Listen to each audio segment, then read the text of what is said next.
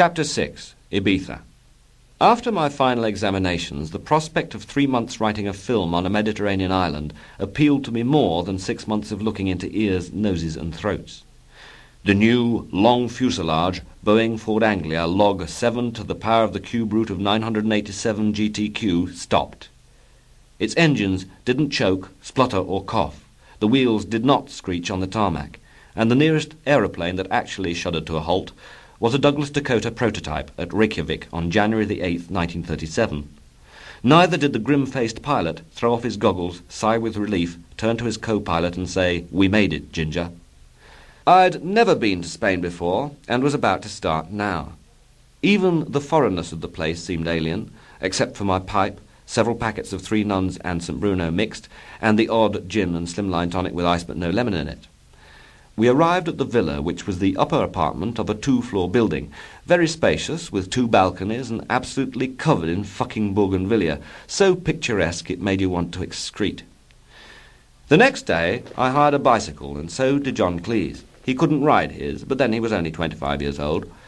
As John pointed out, transport in Ibiza at that time was rather primitive, and we needed individual conveyances so that we could examine the beaches in the shortest possible time to find out which would be the best one for writing a film set in London. This would take, say, 2 weeks of the working period, which was 3 months anyway, and there's plenty of time yet, said John. I think we should have bikes, because we're bound to want to go off and buy pens and pieces of paper, and pens and things, and scotch tape, and a pair of scissors, and typewriter ribbon, and, well, look, it's taken me 2 weeks to get acclimatised, and I still haven't thrown off this throat. John Cleese, whom I'd always known as an over-industrious, painstakingly meticulous worker, appeared to be hinting at something. It is rather hot, isn't it? I'm feeling a bit groggy myself, I said. Perhaps a couple of weeks' rest might be a good idea. Do you think that we should? I mean, David and all that, said John. I mean, he has paid us, Graham. Yes, I suppose you're right. Yes, I'll probably be all right tomorrow. Right, yes, fine then. Fine, great. Oh, shit. Do you mind if we don't start work until tomorrow evening? Only I promised I'd take Connie to Calabasas tomorrow, and she's only got a few more days here, and it'd be a bit awkward to get out of it now. Damn. Oh, that's fine by me. I've only just finished taking those bloody exams. We have done the synopsis for the film. I mean, I wouldn't mind taking a bit of time off. So we'll start on Friday? Yes, right.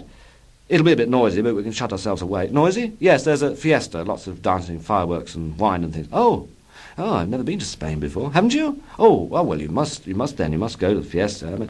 Well, let's have a look at the diary. That brings us to Monday. So we'll start on Monday. No, but Monday and Tuesday are Connie's last 2 days, so I'd like to see her off at the airport on Wednesday. That will give us 2 days. Look, why don't we make it 2 weeks? Done.